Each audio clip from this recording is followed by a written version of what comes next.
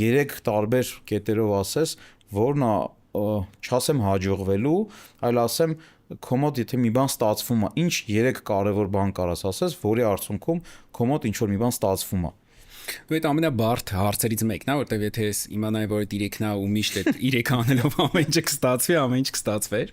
բայց դե առաջնահերթ պետքա սիրես այն ինչ որ անում ես։ Այո։ Սա Ջոբսի ելույթի առանցքային թելերից մեկն էլ դա է։ Այսինքն պետք է սիրես այն ինչ որ անում ես, պետք է անընդհատ փորձարկես, այսինքն եթե էլի հիպոթեզ տեստ, չէ՞։ Փորձարկես, պետք է անընդհատ հասկանաս ինչ որ բան աշխատում է, թե չի աշխատում։ Ու եթե մենեջմենթի տեսանկյունից ենք ասում, նաև պետք է անես մարդկանց առաջնորդես։ Այո։ Այսինքն եթե իմ գործը ես նայեմ, ես ինձ չեմ համարում ոչ ռեստորատոր, ոչ ինչ որ չգիտեմ, անշարժույթի մասնագետ կամ չեմ համարում տենց հյուրանոցային ոլորտի եւ այլն, մենք ունենք շատ ուժեղ թիմակիցներ, որ իմ գործը այդ մարդկանց առաջնորդներն է, որ իրանք ամեն մեկ իրենց գործը լավ անեն։ Իսկ ինչ ասել առաջնորդել, ո՞րն է առաջնորդելը։ Դա էդ էլ եթե ինչ որ մեկը իմանար որն է այդ առաջնորդելը, այդ սա միանգամից հեշտ կընկներ տեղը, սա կդառնա լավ առաջնորդներ, հա։ Քո փիլիսոփայությունը առաջնորդելու։ Ես իմը ունեմ, կասեմ, հեսա, քեզ լսելուց հետո։ Կամ կարամ ես սկսեմ։ Լավ կնի, հա, դու սկսես, ինձ էլ է հետաքրքիր կողմը։ Իմ կարծիքով առաջնորդը 2 հատկանիշ պետք է ունենա։ Առաջինը դա ծառայելու հատկանիշն է։ Ծառայել նշանակում է ծառայելու ստուժենիայի դիրքից արժեք ստեղծել են մարդկանց համար, ում դու առաջնորդում ես։ Դա առաջի կետը, եւ երկրորդ կետը դա պատասխանատվություն վերցնելու կետն է, երբ որ դու օրինակ պատկերացրա ինչ որ ավտոբուսով գնում եք ճամփորդելու, ինչ որ չգիտեմ, Եգիպտոսում եք եւ խնդիր է առաջանում այդ ընկերության հետ, հա, այդ տուրիստական ընկերության հետ, եւ ավտոբուսից այն մարդը, ով քայլ է անում եւ իր վրա վերցնում այդ խնդիրը լուծելու պատասխանատվությունը, ավտոմատ ինքը դառնում է առաջնորդ մնացած մարդկանց համար։ Այսինքն, իհարկե շերտերը շատ են, բայց այս 2 շերտը պատասխանատվություն վերցնել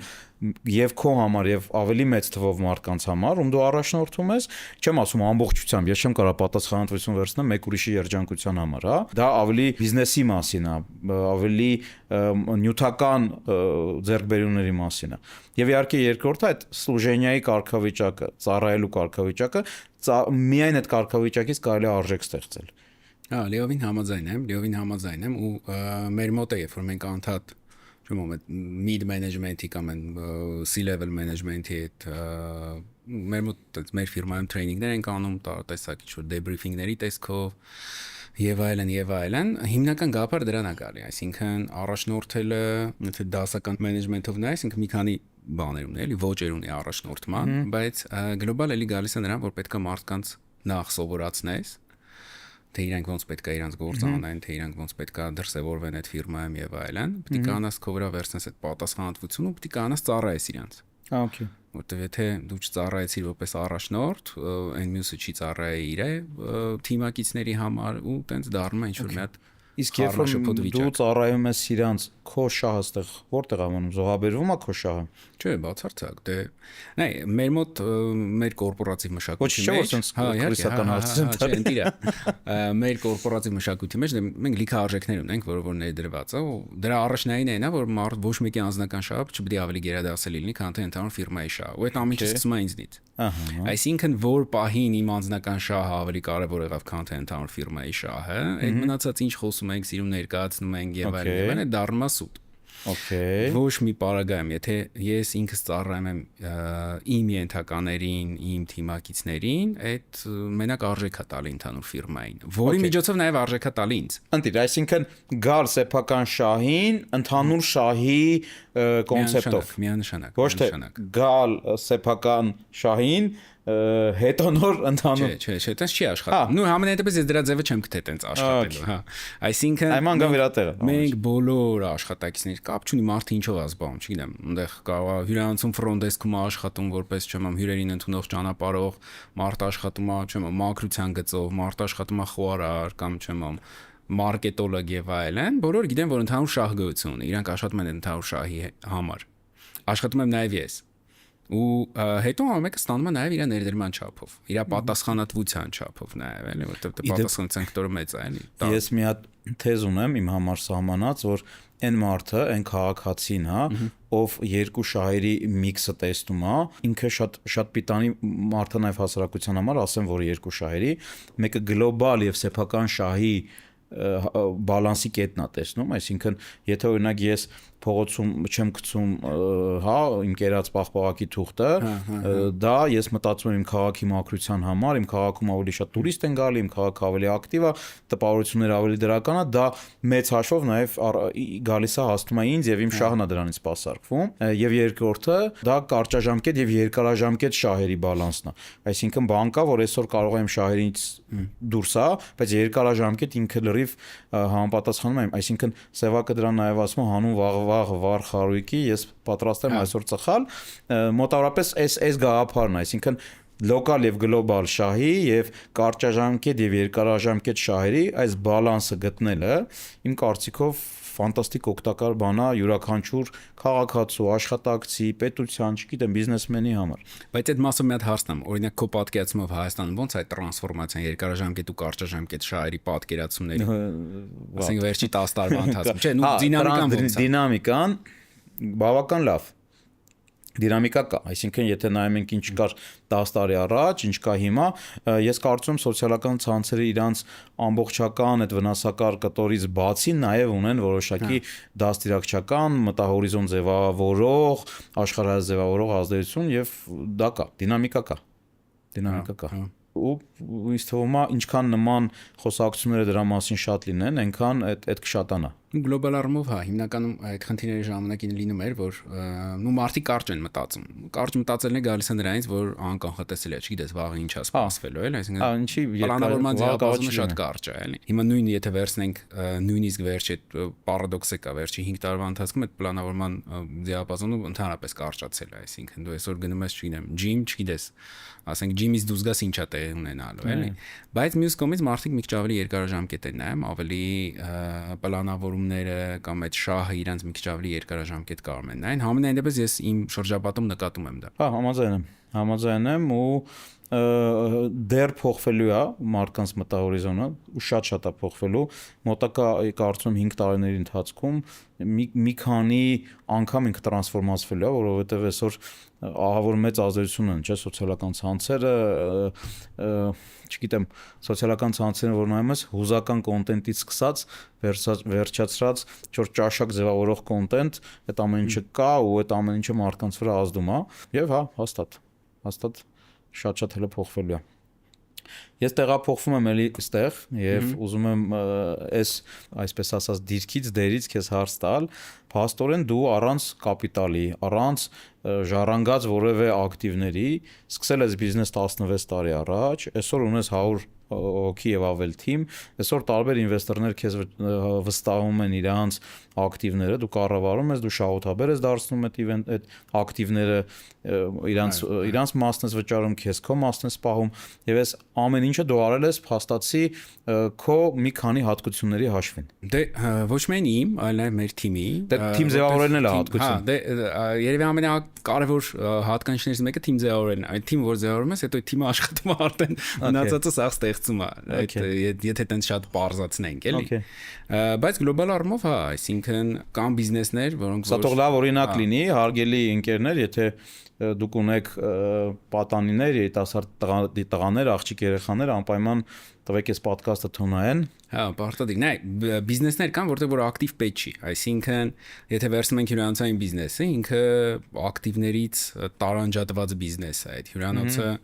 պրոցեսներն է, հյուրանոցը բրենդն է, հյուրանոցը մարդիկ են, չգիտեմ, ռեստորանտի մենյուն է, հա, շենքը չի։ Շենքը լրիվ ուրիշ բիզնես է, շենքը անշարժ գույքի բիզնես է։ Այո։ Շենքը անշարժ գույքի բիզնես է, հյուրանոցը հյուրանոցային բիզնես է։ Ու նաև այդպես բան է կա, հիմնականում հիմա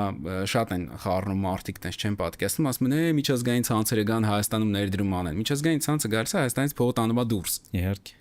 Միջազգային ցանցը ներդրում կարա անի իր, չեմ ան, պրոցեսների տեսանկյունից եւ այլնից, որ էլի լավ գիտելիք, հա, որտեղ այն թիմերը հայերը, որոնք որ աշխատում են այդ միջազգային ցանցերում, իրանք նաեւ միջազգային ստանդարտների գիտելիքներ են ձեռք բերում, որը որ մեր հասարակությանը պակասում է հիմա։ Այո։ որտեղ մեր մոտ հյուրընկալությունը լավ հիմքեր ունի, այսինքն մենք հյուրընկալ ազգ ենք, մենք հյուրասեր ազգ ենք ու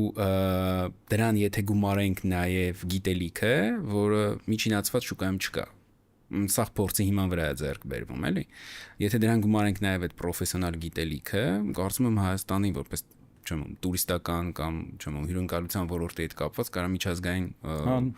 լավ մրցակից դառնա ուժեղ տեղերին։ Ես հիմա կտամ մի հատ հարց քեզ, որը այն հավերժ տրվող հարցերից է, հավի եւ ձվի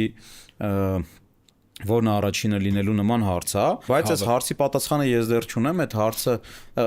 իմ դիտարկումը կանեմ անպայման, ես կպատասխանեմ այս հարցին, բայց կուզենամ քո կարծիքն լսեմ, կան շատ թեզեր, որոնք վերաիմաստավորելու կարիք ունեն, շատ արտահայտություններ, բառեր, որոնք նորովի բացահայտվելու կարիք ունեն, մեկը հենց այս հարցի տակ գտնվող իմաստն է, հարցը հետեւյալն է, բիզնեսմեն ծնվում են, թե դառնում են։ Բարդ հարցան, բայց Սոժելի պատասխանը չենք տա։ Պատասխան չկա, չէ։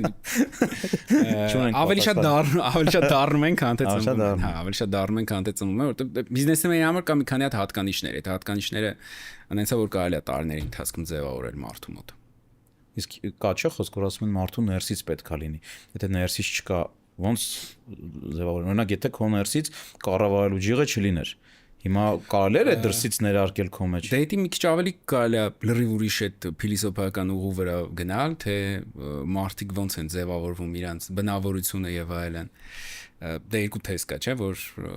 ժառանգաբարագալի ու դե որ մարդու միջավայրը, մանկությունը եւ այլն այդ ամեն ինչը ձևավորում է։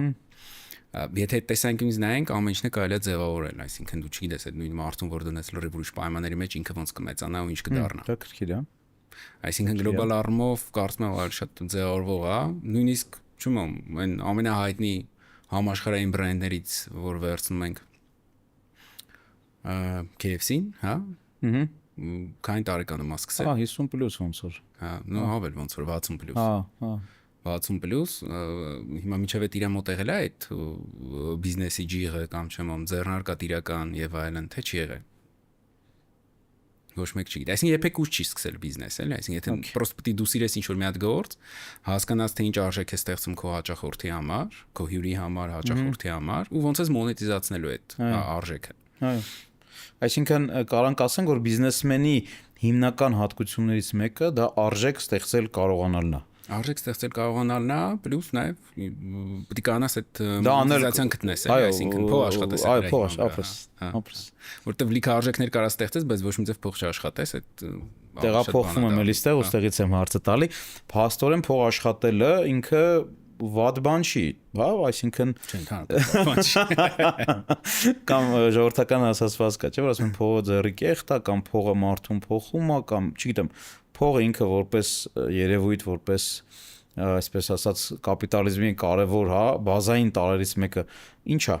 Փողը ապրանք է, եթե դες գնանք դες դասական տարբերակը, որ փոխվում է ուրիշ ապրանքների հետ։ Այսինքն փող կեղծ չի, փողը եթե դու նայում ես, եթե դու ծախսով ես, դա միջոցավոր կանաս ինչ որ ծառայություն կամ ապրանքներ գնես,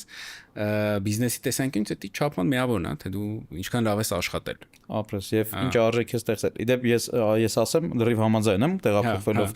Ստեղ ես ասեմ, որ մենք հայերս ես նկատել եմ, որ փողային հարաբերությունների մեջ մտնելու կոմպլեքս ունենք, այսինքն օրինակ դրսի մեր գործընկերների հետ շատ նորմալ է, երբ որ ինչ որ մի հատ բան ես անում, նույնիսկ կարող սովորական խորտաց մարդը ուզենա վճարի, մենակ մենք հայերով ենք, չէ, չես ասում, բայց հարգի բան, չէ։ Այսինքն դրսում այդ փողային նյութափոխանակությունը մարդկանց մեջ շատ օրգանիկ է ու շատ ակտիվ է։ Ես նկատում եմ, որ նույնիսկ ես իմ ընկերների մոտ, ասենք, անընդհատ պատրաստ եմ այդ փողային հարաբերություններից խուսափելու։ Բայց ես հիմա հասկանում եմ, որ եթե դու կարող ես մարդու հետ փողային հարաբերություն ունենալ ու դա անընդհատ մակարդակով բարձրացնել, դա շատ կարևոր հատկություն է։ Համաձայն եմ, դե այդ գալիս է նաև կներես ինչքան մենք մոտիկ ընկերներ ենք, այնքան մեր մեջ այդ փողային հարաբերությունը դժվար է, բայց պետք է հակառակը լինել, էլի։ Դե այդ գալիս է նաև նրանից թե ինչ պատմություն են կանցել, այսինքն եթե 70 տարի ապրում ես մի հասարակարգի մեջ, որտեղ որ փողը կեղտ է, դժվար է դրանից հետ գալը։ Ու սերունդներ է պետք ամենայն փող չվերցնելը, անվճարանելը դա առաքինություն է։ Նայած ինչի համար չես վերցնում։ Իհարկե դու կարելի է ինչ-որ բանի համար չվերցնել, բայց դե եթե ինչ-որ ծառայություն ես մատուցում, դե նորմալ է որ պետք է վերցնես։ Ես կարծում եմ նույնիսկ երբ որ փողային փոխհարաբերությունների մեջ ես դու մտնում քո ընկերոջ, քո գործընկերոջ հետ, այդտեղ հարաբերության ֆորմատը ավելի առողջ է դառնում, փոխվում է, ինքը ավելի բալանսի կանոն գոյություն ունի, երբ որ դու տալիս ու ստանում ես, ու դա իհարկե երբեմն կարելի է առանց փողի էլ այդ նյութափոխանակությունը ունենալ, ինչ որ հարց լուծեմ, ես քո համար, դու իմ համար, բայց փողը ինքը շատ կարևոր ինդիկատոր է, ոնց որ ասում են նաև տարբեր մետաֆիզիկ գիտություններում փողը նաև մարդկանց իրարից ազատ է սարքում, այսինքն ոչ մեկին պարտք չի մնում։ Պարտք չի մնում, հա։ Դե ամենաթանկ բանը որն է, որ դե ոչ մի բան պետք չի, չէ։ Հա, կամ ինչ կտաս։ դա համաձայն եմ։ Չէ, մի տուր, մի չէ, ախպեր թարգի լավ, այդ ամենաբանը։ Հետևաբար այս հաղորդումների մեջ ես ուզում եմ մենք նաև այդ նման հարցեր քննարկենք, ինչա փողը վճարելը, ստանալը փողի, եւ եթե մենք նայում ենք այս կոնցեպտից, որ դու արժեք ես ստեղծում եւ դա փողով փոխում ես, եւ առհասարակ ձեռնարկատիրությունը իմ համար դա կա չէ խոսքը ինչա բիզնեսը դասական օրինակով դա այն գործունեությունն է որը ուղղված է շահույթ ստանալուն որի նպատակը բայց այս մեդալը մյուս կողմը ունի եթե դու շահույթ ես ուզում ստանաս դու արժեք պետք է ստացես հետեւաբար ես կձևակերպեմ հետեւյալ ձևով փողը ձեռնարկատիրությունը դա արժեք ստեղծելուն ուղղված գործունեություն է որը փոխանակվում է փողի հետ ավելի մեծ արժեք գեներացնելու նպատակով այսինքն ինքը անընդհատ այս ցիկլը պատտվում է լրիվ համաձայն եմ դու տենց է նաև ոնց է հնանաճում էլի կոպիտ ասած այդ փողը ինչքան շատ ֆռմը այդքան հնանաճում է ու դրա հետ մեկտեղ նաև չեմ տնտեսություններն աճում բիզնեսներն են աճում եւ այլն ու ես օրինակ նկատել եմ որ օրինակ բարեգործական պրոյեկտներ կան տենց հայտնի հա որ երբ որ խոսում ես բարեգործության մասին մեկ էլ կարող ինչ-որ մեկը միանգամից դա արժե զրկի ասի հա լավ ընդ բարեգործություն չկա դա բիզնես է այսինքն բիզնես ասելով արժե զրկվում է ինչ-որ մի գործունեության տեսակ իմ կարծիքով բիզնեսը ինքը որպես գործունեության տեսակ ինքը արդեն արժևորված է քանի որ դա արժեք ստեղծելուն ուղղված գործունեությունն է ու եթե դու այդ արժեքը ստեղծում ես ու պարբերաբար ես ստեղծում այդ արժեքը ինչ որ մարդկանց պետք է եւ մարդիկ դրա համար պատրաստ են վճարել դա բացարձակ բարիք է որպես գործունեության տեսակ միանշանակ ու եթե Հայաստանի տարբերակով է նայենք դե անդադ քննարկումներ է, չէ՞ գնում դե ոնց պետք է զարգանա, ինչ պետք է անենք, չեմ տնտեսությունը զարգացնենք, հասարակությունը որ ավելի երջանիկ լինի եւ այլն, իմ համեստ կարծիքով նա 3 ֆունդամենտալ ինչ որ տենց բաներ գոյություն ունեն, էլի սյուներ գոյություն ունեն, որի շուրջ պետք է Հայաստանը բան անել, էլի զարգանա։ Նո առաջին էդի բանակն է, որտեղ եթե պաշտպանված չես մնացած ամեն ինչ սախսուտ է։ Երկրորդ էդի կրթությունն է, ու երրորդը էդի բիզնեսն է։ Այո ու այդ բիզնեսը կարա նաև այդ կրթությունը բանակի հետ կապողը լինի, որը մեր մոտ ոնց որ այդքան էլ լավ չի ստացվում, էլ այս վերջի ժամանակները, այսինքն այդ նույն նորարարությունները ոնց են իրանք մտնում մեր պաշտպանական համակարգ։ Այսինքն բիզնեսը, որ արժեք է ստեղծում, բիզնեսը, որ աշխատատեղեր է ստեղծում, բիզնեսը, որ կենսունակ արժեք է ստեղծում, որը կարելի է փողի վերածել։ Հա, բիզնեսը, որը նաև արտաքին առևտրի մեջ է, ինքը բան անում, խաղում ու չեմ արտահանում, գեներացնում եւ այլն, այդ բիզնեսը անգնահատելի է պետության համար։ Այո, իսկ եթե մենք ասում ենք բիզնեսը դա այն գործունեությունն է, որը արժեք է ստեղծում, այդ դեպքում առևտուրը բիզնես չի, երբ որ դու մեկից առնում ես, մյուսին վաճառում ես։ Բիզնեսը այն չի, բիզնես չի։ Բայց արժեք չի ստեղծել։ Դե ոնց չստեղծե։ Այսինքն եթե ինչ-որ միտից մի բան առել ես, տալել ես ուրիշի վրա ծախել ես, կոպիտ ասած էլի, տենց շատ վատ ձևով ուրիշի ստեղծած արժեքը ծախել ես։ Նորմալ է, քո արժեքն է ստեղծում ես, որ մի ապրանքը ուրիշ տեղ ստանում ես լրիվ ուրիշ տեղ։ Քո արժեքն էլ դա վաճառել կարողանալ։ Ու եթե դու դիստրիբյուտորների կներես ցանց ես ստեղծել, առաքման, պահեսներ, այսինքն այդ արժեքը արդեն ավելի շոշափ է։ Հինազգերը առևտրի մեջ լավ են, չէ՞, հիմնականում տենց են ասում, մենք է որպես հինազգ միշտ այդ առևտրի մեջ, երևի այդ առևտրի մեջ ամենամեծ արժեքներից մեկն է ստեղծվում։ Վաճառել կարողանալ։ Բայց հա չի զիջում, այդ հասկացողությունը այդպես բան չկա, որ մեքենան, եթե Mercedes մեքենա ես վարում, պետք է դրվի մեքենայի գործարանային դետալներ եւ պետք է դա սպասարկվի սերտիֆիկացված սրահներում այլապես մեքենայի գինն էլ կնվազի ու ծառայության ժամկետը կկրճատվի վտանգը այդպիսի բան է մենք 24/7 ռեժիմով եւ գրաֆիկով սպասարկում ենք բոլոր համակարգերը այսինքն կոնկրետ case-ով կարող եմ ասել ամենամեծ հյուրանոցներից մեկում այսօր Հայաստանի 24 ժամը գրաֆիկով ունենք 20-ից ավել աշխատակից բոլոր ուղղություններով, որոնք որ տեղում են, ինչպես նաև քանի որ դու չես կարող լավագույն մասնագետի մեկ օբյեկտում պես, օրինակի համար բաժարի սիգնալիզացիա, там слаботок, այսինքն օդափոխություն այդ մասնագետ տեղում կա, լավ գլխավոր ինժեներ կա, ԻՏՌ-ներ կան, բայց հենց մասնագիտացված խորը նաև ունենք ադմինիստրատիվ զոնա, տեխնորեն, որը որ խորացված է կոնկրետ համակարգերով, համակարգերի պատասխանատու փոխտնօրեններ, որոնք որ այդ ամեն ինչը կուրացիա են անում, ինքը շատ երկար ոլորտ է, երկար չպատմեմ։ Կներես մենք որպես օգտագործողներ այդ ամեն ինչի, մեր աչքի համար այդ մնում է աննկատ, ամենակարևոր բանը։ Հա, մենք նստած ենք, օդափոխությունը աշխատում է, տաքած, սուրճի, ջուրը բացում ես գալիս է ու այդ ամեն ինչը մեր համար բնական բան է, բայց թե ինչ թիմ է աշխատում դրա հետևում։ Պետք է կարող մեկ օրինակ բերեմ, մարդիկ երբ են հասկանում մեր թիմի կարևորությունը, երբ որ մի բան փչանում է, երբ որ մի բան փչանում է, դու հասկանում ես, որ ընդհանուր 2-3 տարվա մաշված ունեցող ագրեգատը պետք է արդեն դենն է, տես ոնց բխյա սենց եղել, ասոտով սխալ է սպասարկել, ցանկացած ագրեգատ, ցանկացած ինժեներական համակարգ ունի սպասարկման մեծ կարևորություն։ Սպეციფიკացիայից ելնելով համակարգ հենց կոնկրետ համակարգի անձնագրից մենք ստեղծում ենք կարտաներ, տեխնոլոգիական կարտա կոչվածները, որոնց հիման վրա արվում է իրական եւ ճիշտ սպասարկումը։ Այսինքն էլի օրինակով բերեմ, եթե մեքենա յուղը ոնց է 10000 կիլոմետր մեկ պետքա փոխվի, չէ։ Դու չես կարող 20-25000 կիլոմետր քշես յուղով, հետո մոտորը խփի, կամ այդ արանքում յուղը փոխարինելիս լցնես անհասկանալի արտադրության, անհասկանալի խտության կամ անհասկանալի ինչ-որ յուղ, որը դու հասկանում ես, մոտորը քիչ աշխատեց 100,000 1 միլիոն կիլոմետր, այլ 100,000 կիլոմետր։ Բայց այդտեղ գրած է մեքենայի պրայզվածից ասում է եղբայրեմ, դու պետքա 7-ից 8000 կիլոմետր հետո փոխարինես յուղը։ Պետքա լցնես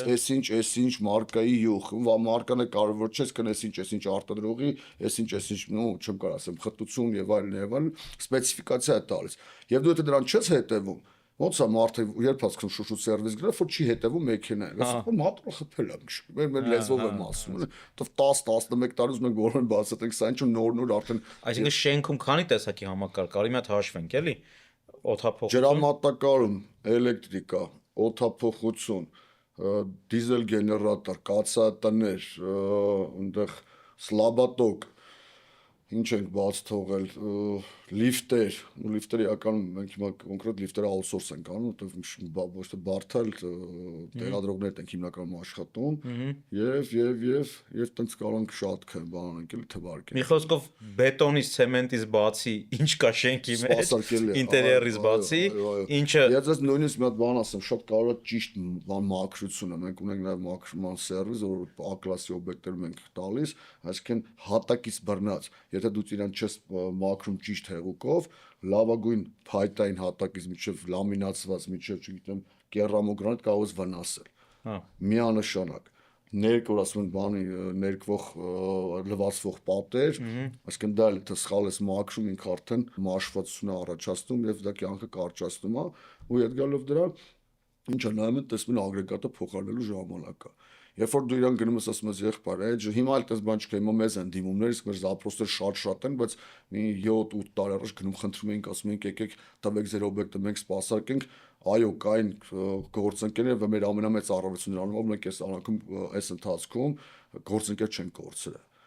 Հիմնականում կարելի ասել որ մեզնից երբեք չեն հրաժարվել։ Եթե դուրս ենք եկել, մենք մեր կյանքով ենք դուրս եկել կամ պատվիրատուն արդեն ֆինանսական խնդիրներ ունեցել, արդեն փակ ինչ մեր հետ կապված չի, տենց է մեր պայմանագիրը լուծվել։ Դա իմ ամենամեծ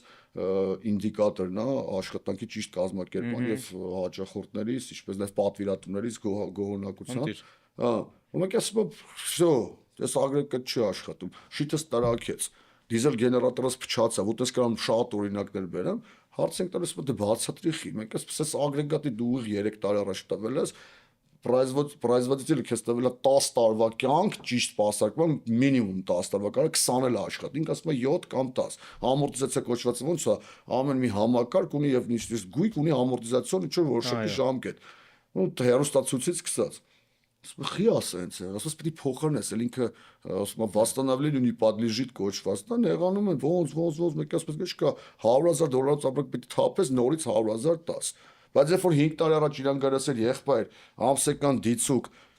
50,000 դրամ դու մենակ ես համակարգ սպասարկելու համար, ինքը չէր համաձայնվի։ Մտքի մեջ պետք է լավ, օրինակ Վանիկ Ձյաձյան մեկը գնում գալիս, ասենք ինչ պետք է անեն, էլի։ Վանիկ Ձյաձյանը լավ ուզում է գնում ֆիլտրը մաքրում, բայց այդ ֆիլտրը թափտելով գետնի խփելով չի։ Այսինքն ստուգել կամ ֆրեոնի զապրավկեն տենշեն, երկար վարդը։ Ու մեկ դեռ մա կալկուլյացիա անում, եթե ծամիսը $100 տար, այդ իմ $100,000 դուրս գար 250 տարի հետո, օրինակ, ասենք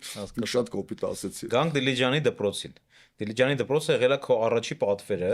պատվերը չէ, ես ուզում ճիշտ ասեմ, կազմակերպության գլխավոր տնօրենն էի։ Եվ գլխավոր տնօրեն լինելու, այո, առաջի կարելի ասել պատվերն էր։ Ինչ որ ես կազմակերպություն ղեկավար, այն պատվիրատուն առաջի, այո, Դիլիջան։ Միջազգային դպրոց, միջազգային ստանդարտներ, բարդ ենթակառուցվածքներ, ամեն ինչ կար, չէ՞, պրոյեկտի մեջ։ Ամեն այս բանին բոլոր պատվիրատունները շացին բոլոր պրոյեկտից, բայց դա ուսում մեր բանն է։ Մեր կազմակերպության երեխեն է։ Հասկացա առաջինն է, առաջնակը միշտ տարբերվում է, չէ՞։ Որից հետո արդեն դու սկսեցիր ինստիտուցիոնալ ձևով այդ ծառայությունը մատուցել Հայաստանում, ճիշտ եմ, չէ՞ հասկանում։ Ու հետո եկան արդեն մյուս կազմակերպությունները, որը դու թվարկեցիր, Մարիոթ հյուրանոցը, Դվին հյուրանոցը։ Շատ չեմ գա, մոտ 30, 40, 50 Վանջան, որտեղ լիներ կասեր, գործընկեր գլխավոր տնօրենը, տվա այդքան արդեն երկրորդ տարի տեղյակ չեմ, բայց որտեղ օպերացիոնի մեջ էլ չեմ խառնել։ Նույնիսկ ասենք ստորագրողներ իրանք են, քանակը չեմ կարող ասեմ, եւ լավ չեմ պատրաստվել գալիս։ Դիլիջանի դպրոցը։ Բայց շատ են, 40 եւ ավել։ Okay, Դիլիջանի դպրոցը եղավ նաեւ 30, չեմ կարող ասեմ։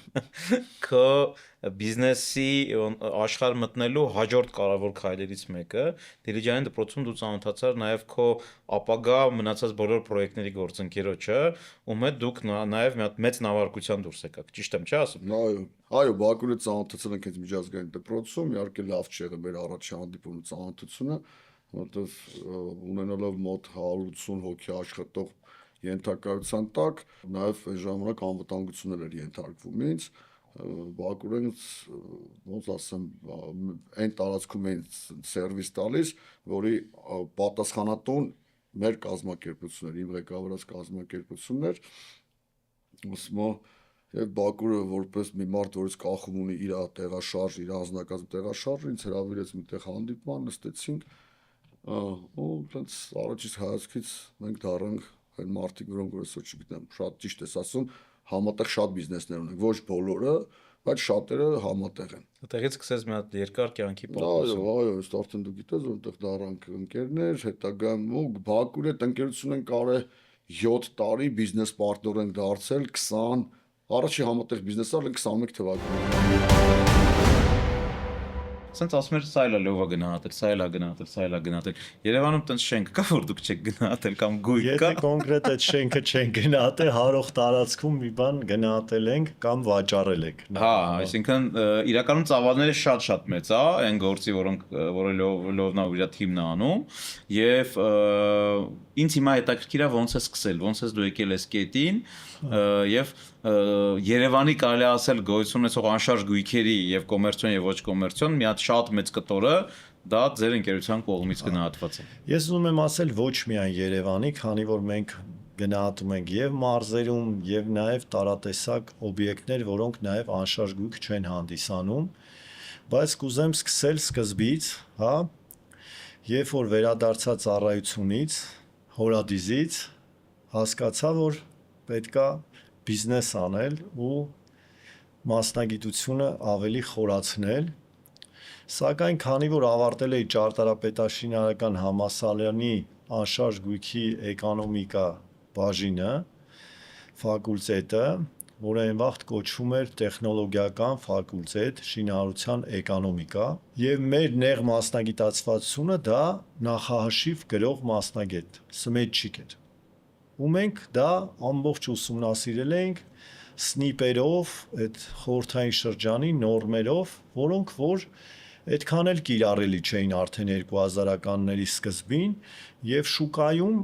տվյալ ոլորտի մասնագետների մեծ պահանջ այն ժամանակ չկար, որտեվ հիմնական կառուցում էին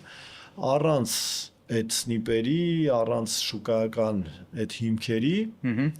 ու հասկացա, որ պետքա մոտ մասնագիտություն ընտրել, որպեսզի շինարարության անշարժ գույքի հետ որոշակի կապ ունենա, որպեսզի համապատասխան գիտելիքը կարողանամ իրացնել։ Այդ ժամանակ այդ նիշան բաց էր, չէ՞, քիչ թե շատ։ Այո, գնահատողներ կարելի ասել չկային շուկայում, շատ քիչ էին, նոր էր սկսել լիցենզավորումը, մի 2 տարի էր։ Ու ես որոշեցի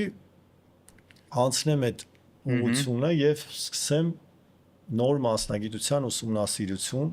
նույնիսկ մասնակցել եմ այդ առաջի օրենքի գնահատման մասին օրենքի բոլոր քննարկումներին, ինքս մեծ հետազոտություններ էի անում, երիտասարդ էի եւ փորձում էի ինչ-որ բանով նաեւ օգտակար լինեմ ոլորտի զարգացմանը, ինչը կոչ եմ անում նոր սերնդին, որովհետեւ հիմա ինչ-որ քիչ է էլի այդ ձգտումը, բացի անձնական եկամտից շահից նաև ինչ-որ բան փոխել, ոլորտի համար փոխել, ստեղծել կամ դաշտը կանոնակարգել, որ เป զի ավելի հաջող լինի այն ջուրը, որի մեջ լողում ես, ավելի մաքուր լինի։ Այո։ Ու 2000-ականներին ես որոշեցի, որ կզբաղվեմ անշարժ գույքի գնահատմամբ, որակավորվեցինք ու արդեն 20 տարուց ավելի է այս ոլորտում մենք ներգրաված ենք։ Քանի բանկի հետ եք աշխատում լավ։ Ցենց 6-7 բանկ ենք սպասարկում այսօր, որոնցից են Evoca բանկը, Ameria, Ineco, Agba բանկը եւ մի շարք բանկեր, որոնք մեր արդեն տասնյակ տարիների գործընկերներն են։ Այսինքն այդ բանկերում եթե մեկը ուզում է գրավով վարկ ստանա, այդ գրավի առարկան դուք գնահատում եք։ Ոչ միայն մենք, կան կազմակերպություններ, մի քանի, որոնց որ բանկը ուղղորդում է գնահատում։ Բանկի հետ մի քանի կազմակերպություն աշխատում։ Այո, մեկ կազմակերպություն չի։ Բայց ես չեմ ուզում խոսեմ զուտ բանկային գրավի գնահատման մասին, ուզեմ ընդհանրական իմ ոլորտի այն ուղղությունները, որտեղ դա բոլորին ծանոթ է այդ գրավի գնահատման գործընթացը, վարկավորման, բայց այստեղ կան եւս շատ հետաքրքիր գնահատման ոլորտի հետ կապված յուրահատկություններ, որ կուզեի դրա մասին խոսել, որը այդ փուլում 2000-ականների ինձ այդքան բարդ չէր թվում, ինձ թվում էր պետքա քո մասնագիտությունը խոր ուսումնասիրես ու բնականաբար մեծ պահանջարկ ունենաս շուկայում, եթե ունենաս համապատասխան որակ եւ գիտելիքներ։ Նույնիսկ մենք ես անձամբ ստացա Եվրոպայի որակավորում գնահատողի տեգովա եւ նաեւ հանդիսանում եմ տարբեր միջազգային միությունների անդամ, գործող գնահատող միությունների եւ 2000-ականին որ սկսում էի, չէի հասկանում, որ կան շուկայում բարդույթներ, որոնք որ ավելի ուղղակիորեն են ազդելու ծառայությունների մատուցմանը, քան քո մասնագիտական որակը։ Մասնավորապես հայկական իրականության մեջ պարզվեց, որ հաճախորդներին թվում է, թե իրանք պետք է ասեն, թե ես ինչքան պետք է գնահատեմ, ու նույնիսկ որ նոր ենք սկսել մեր ծառայությունների մատուցումը, որոշ հաճախորդներ գալիս են ասում են ինչի դու պետք է ասես ինչքան արժի իմը։ Ես քեզ եկել եմ, ասում եմ այսքան գրի գնամ։ Միջև փորձում ենք բացատրել, որ այդ մեր ծառայության դուք վճարում եք իմ ուսումնասիրության, իմ վերլուծությունների, իմ եզրակացության համար, դուք չի որ պետք է ինձ ուղղորդեք արժեքի մասով, նույնիսկ չի էլ թույլատրվում։ Սկզբնական փուլում, երբ որ օրենք չկար, դա տարածված երևույթ էր, որտեղ շուկայում ասում էին, դե մենք ասում ենք, մեզ այսքան է պետք, գրի գնանք։ Ու այդ պայքարը մեր, այդ կայացումը որպես անկախ մասնագետի շատ դժվար փուլեր անցավ, որտեղ արդյոք ոչ բոլորն էին շուկայում այդ սկզբունքները պահպանում, փորձում էին ամեն կերպ դիմորդների, հաճախորդների, պատվերների, ճնշումների տակ անել այդ գործառույթները ու մենք հասկացանք, որ ընտրել ենք մի մասնագիտություն, որտեղ որ վաճառելու ենք մեր խոսքի արժեքը, մեր ինտելեկտուալ պրոդուկտը եւ դա պետք է լինի բացառապես մաքուր սկզբունքային ազնիվ պրոդուկտ։ Լավ ջան, հիմա Հայաստանի Երևանի ամենաթանկ բնակարաններ ունեցող 3 շենքերը կասես։ Շատ հետաքրքիր հարց է տալի։ Շենքերը, եթե ասեմ, դե բնական է, դա պետք է ասեմ, եթե թանկությունից է կենտրոնի շենքերը, բայց օրինակ կնշեմ ոչ կենտրոնում հետաքրքիր պրոյեկտներից, մեկը կնշեմ Ամանուն, ճիշտ է, իմ ընկերոջ պրոյեկտն է, որը որ ես բանեմ, բայց ես չեմ կարող, որպես անկախ մասնագետ եմ գնահատող նշում, որը իրոք բավականին թանկ է, բայց արդարացված թանկ ու ես տեսել եմ ամբողջ process-ը իր կողմից կատարված կառուցապատման, գերագիտության, ձախողումների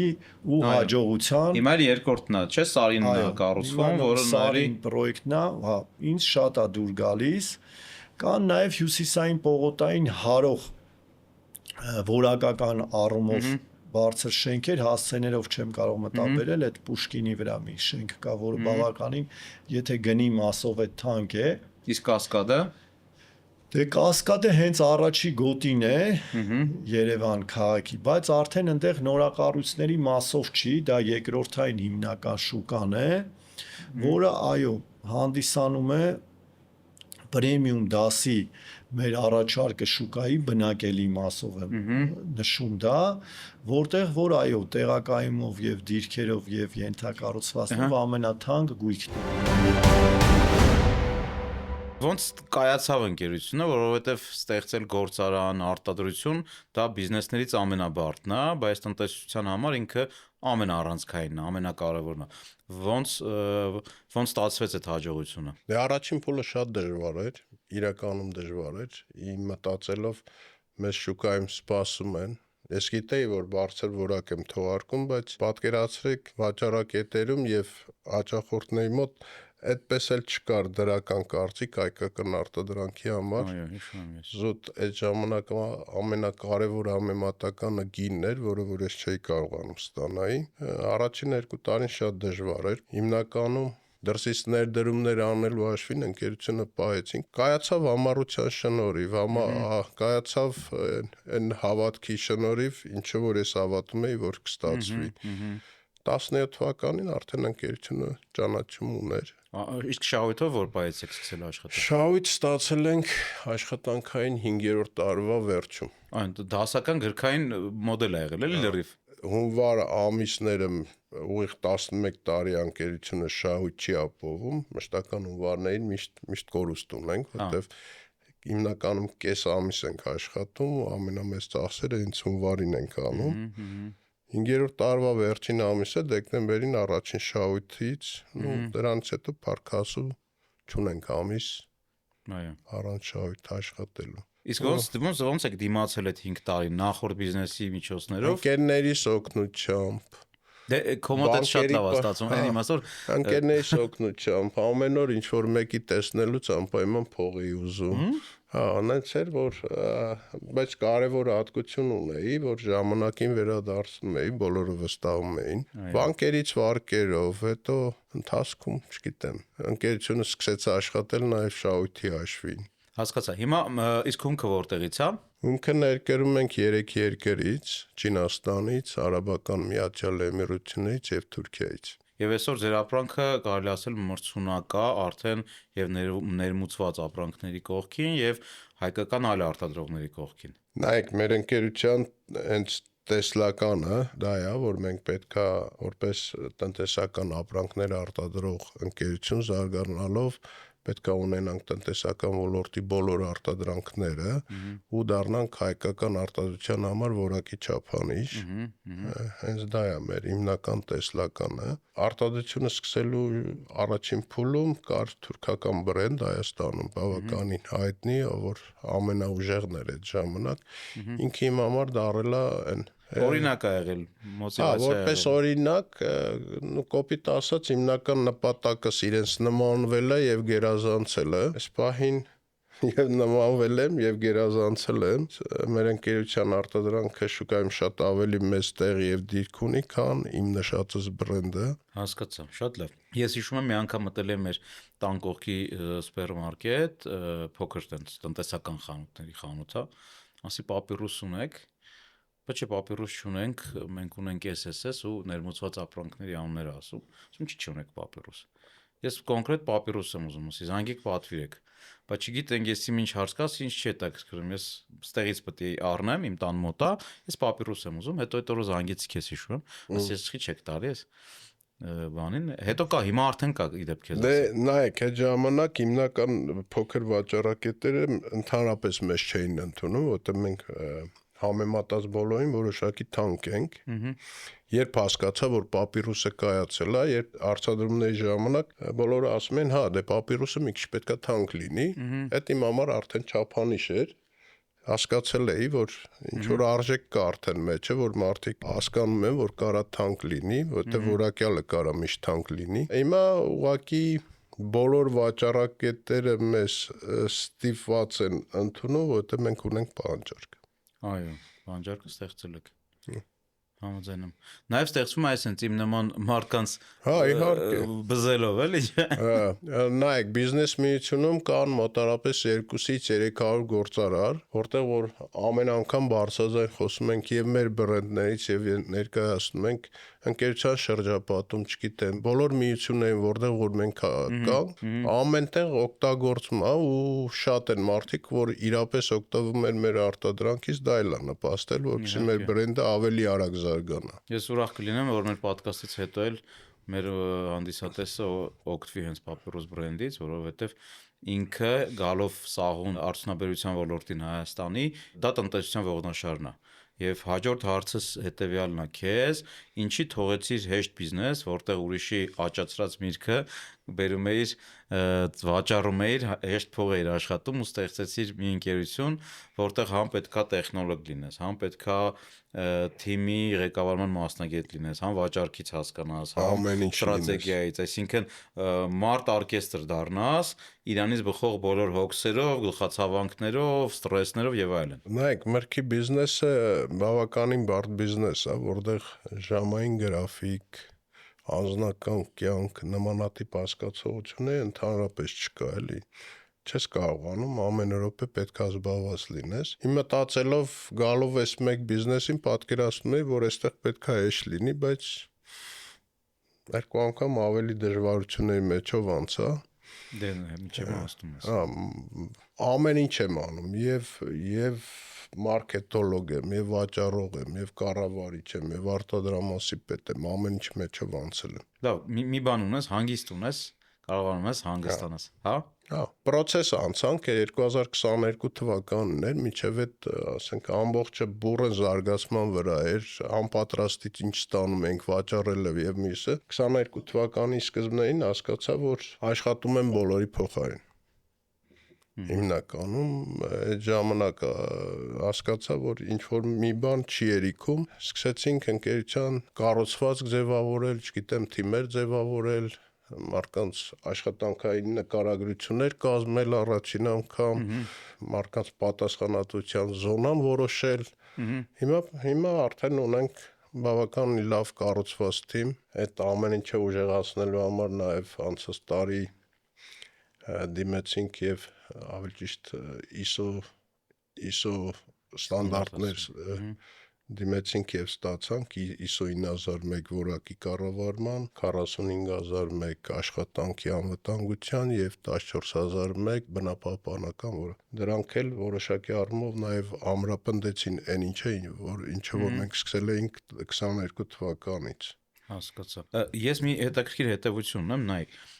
կա երկու մոդել։ Միջալոց մեր ընկերությունը մեր ոլորտում առաջինն է, որ ունի ISO ստանդարտացում, որը որ իրապես կիրառվում է ընկերությունում։ Եվ հենց այս կոնտեքստում ես ուզում եմ կարևոր հետևություն ասեմ, այսքան բիզնեսմենների հետ շփվելով, արդեն 10 տարուց ավել ամենօրյա սերտ շփում ունեմ խոշոր բիզնեսի սեփական տերերի, հիմնադիրների հետ, ես առանձնացրել եմ երկու տեսակի բիզնեսի վարման ուղղություն, ստրատեգիա, մեկը բիզնես անելն է ուղղակի, իսկ մյուսը բիզնես կառուցելն է։ Եվ կա երրորդ ստրատեգիան, դա բիզնես անել եւ կառուցել միաժամանակ։ Շատ բիզնեսմեններ կարող են մեծ բիզնես ստեղծեն, բերեն, ծախեն կամ չգիտեմ, թեկուզ արտադրեն, ծախեն, բայց արդյունքում բիզնես չեն կառուցում։ Իրանք այդ ընթացքում զոհաբերում են ամենաթանկ ռեսուրսը, իրանց կյանքն է, երբ որ իրանք չկառուցելով բիզնեսը, ապրիորի այդ բիզնեսը կառուցում են իրանց անձի վրա։ Այսինքն բիզնեսը ինքը հախուռն կառուցվում է, ինքը աշխատում է, բայց այդտեղ այն օղակը, որի մեջով սաղ process-ներն անցնում են, դա սեփականատերն է։ Դա բիզնես անելն է, բայց երբ որ դու նաև բիզնես ես կառուցում կամ առաջին հերթին բիզնես ես կառուցում, հետո վարում ես այդ բիզնեսը, դա լրիվ ուրիշ ստրատեգիա է։ Համաձայն եմ, մեկ անձով բիզնես կարող ես անել, եթե ընկերությունը որոշակի միջին չափերի է, մեծ բիզնես վարելու համար պարտադիր կառուցվածք պետք է ունենաս եւ համակարգ։ Չեմ կարծում, որ հիմնադիրը ի վիճակի է Կան բիզնեսներ, հիմա ես որ նայում եմ մեր թեկուզ ընդհանուր ընկերներին, մեր ակումբի անդամներին, ունենք ընկերներ, ովքեր մեծ բիզնես են անում, բայց բիզնեսը կառուցված չի։ Եթե իրանք մի քանի ամիս չգան չզբաղվեն, չհետաքրքրվեն բիզնեսով, բիզնեսը կկանգնի կամ կմեռնի։ Այս իմաստով մեծ բիզնեսներ էլ ունենք մեր աչքի դեմը, որոնք արվում են բիզնեսմենի 24 ժամ, շաբաթը 7 օր զբաղվածության գնով։ Քանի բիզնեսմենը երիտասարդ է, ինքը կարող է տանի այդ ծանրությունը։ Հենց մի քիչ արդեն տարիքն է փոխվում, նաև մի քիչ էլ եթե մեծանում է բիզնեսը, արդեն խնդիրները դուրս Չէ, ես պատկերացնում եմ, որ ամեն դեպքում տակը ինչ որ համակարգ կառուցած ունի, որովհետև թեկուզ երիտասարդ բիզնես է, խոշոր բիզնեսի դեպքում մի քիչ հնարավոր չի մեկ անձի շուրջ կառուցել ամբողջը եւ ունենալ նորմալ արդյունք։ Ես ուղղակի դրան չեմ կարողանում հավատամ, որովհետեւ իրականում մարդը ի վիճակի չի բոլոր թելերը ճիշտ կապի։ Այո, համաձայն եմ։ Շատ լավ։ Հիմա գանք քո ապրելակերպին, ոնց ես ապրում բիզնեսից դուրս կամ ոնց է օրդ սկսում, ոնց ես, չգիտեմ, աշխատանքային օրերին ապրում, շաբաթ-կիրակի։ Սա շատ հետաքրքիր է, որովհետև մեր ունկնդիրների մոտ կա որոշակի պատկերացում, թե բիզնեսմենը ոնց է ապրում, հիմնականում կինոներից ամեն օր քեֆ է։ Զարթում ես Սևիկրան 26 Չէ, կարակի։ արտանում եմ ամեն օր առավոտյան 6-ին։ 6-ին, հա։ Սկզբից ընթերցում եմ բոլոր նամակները, թե Տնից էդ, հա։ Հա, տնից մոտարապես մի կես ժամ 40 րոպե, հենց պարկած վիճակում անում եմ այդ ամբողջ գրառումները, ինչ ունեմ անելու, դրանից հետո գնում եմ աշխատանքի, այդպես ժամը 9-ից սկսում եմ իմ աշխատանքային առօրյա։ Հիմնականում փորձում եմ կիրակի օրերը տրամադրել ընտանիքիս, ինչ որ միտեղ գնում ենք, իսկ հանգստանալ հասցնում եմ, տարեկան պլանավորած պարտադիր 4 արձակուրդ եմ ունենում։ Պես ապրում եմ։ Իսկ երբ ես ավարտում աշխատանքային օրդ։ Աշխատանքային օրերը հիմնականում օրվա ավարտին։ Հա, այսինքն ավարտ չկա։ Ականոջս եմ ասում, որ ասում է երբես գալու, ասում եմ այսօր։ Հասկացա։ Գործանը բայց փակվում է ժամը 6-ին։ Ժամը 6-ին փակում է, այո, Դու գործը։ մնում ես Նո, մինչև հիմնականում ես էլ եմ 6-ին ավարտում, բայց շատ օրեր ա լինում, որ ուղղակի ես ինքս որոշում եմ մնամ աշխատեմ, որովհետև կա չաստրած աշխատանքներ անելու, ու այդ ժամին հանգիստ է, շատ ավելի խանգարող չունենք, շատ ավելի արագ է process-ները արվում, դրա համար 1-2 ժամ նստում եմ, ավարտում եմ, նոր գնում եմ տուն, կամ չգիտեմ, ինչ որ միջոցառման եմ մասնակցում, կամ ընկերների հետ գնում ենք խաղալու կամ ուտելու։ Ես միշտ իմ հյուրերին հարցնում եմ նաև իրանց արխետիպերը, ասեմ ինչի, որ ցանկացած բիզնեսմեն էներգիա է ստանում նաև իր պսիխոտիպից կամ արխետիպից, ինչպես ասում է Յունգը, ու մեր արխետիպերը ուղիղ կապ ունեն մեր ծննդյան օրերի, ամիսների, տարեթվի հետ։ Քո ծննդյան օրը կհիշեցնես ինձ։ 31-01 հունվարի 31։ Հետարքիր բան ես ասում, ճիշտ ասած ես շատ բան չգիտեմ դրանից ու հետարքիր կլինի լսել քեզնից։ Գիտես, Բաքուրը մեր ընկերներից առաջ որ ոդկաստ էի նկարում իր հետ, ասես թե դու 18-րդ արխետիպ ես, ով վիզիոներ է, էլի, իր միտքը շատ ուժեղ է, ռեալիզացվում է։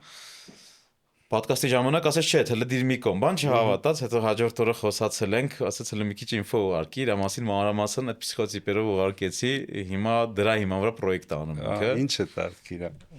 Դե ինձ էլ մեր կուբան ասա։ Դե ամսվա եթե արխետիպը նայենք, ինքը մեկ արխետիպն է։ Ես էլ եմ մեկ արխետիպ, մեկը այն մարդիկ են, ովքեր սիրում են լիդեր լինել, առաջինը լինել, ինչ որ մի բան նախաձեռնել ու քայլել առաջից, այսինքն մեկ արխետիպով գործարարները, իրանք նաև առաջնորդ գործարարներ են, որտեղ դու կարաս օրինակ գործարարություն չկառուցես առաջնորդության վրա, կարաս ուրիշ որակներից վրա կառուցես, էլի, բայց մեկ արխետիպը, ի դեպ դու երկու հատ մեկ արխետիպ ունես, մեկը օրվա մեջ է 31-ի մեջ, մեկը ամսվա մեջ է, այսինքն այդ ուժեղացնում է քեզ։ Այդ մեկը, այսինքն մեկը դա եւ ինովացիաների տեսանկյունից նոր բան, նոր նիշան, նոր ուղղություն ստեղծող մարդիկ են մեկերը։ 31-ի մեջ ստեղ մենք ունենք 3 արխետիպ, 3-ը, 1-ը ու 4-ը։ Գումարում եք, հա։ Այո, իրան գումարվում են ու այդ 3 արխետիպերի էներգիաներ մարդը կրում է։ Այստեղ հարցը թե ինքը դա կարում է ռեալիզացնել, թե չի կարում։ Իդեպ ես երկար ուսումնասիրել եմ, այն ծնողները, ովքեր չեն կարում իրանց արխետիպի էներգիան լրիվ ռեալիզացնել, իրանց երեխաները ծնվում են այն օրերին, որտեղ էլի այդ արխետիպերը կան, որովհետեւ իրանց երեխաները ռեալիզացնեն իրանց ծնողների չռեալիզացված պոտենցիալը։ Հիմա 31-ի մասին շատ կարամ խոսամ։ Ասամ երկու բան ասա Արի իմանա։ մենակ 4-ից խոսամ, այդ 2 թվերի գումարից 4 արխետիպը կոչվում է կայսրի արխետիպ։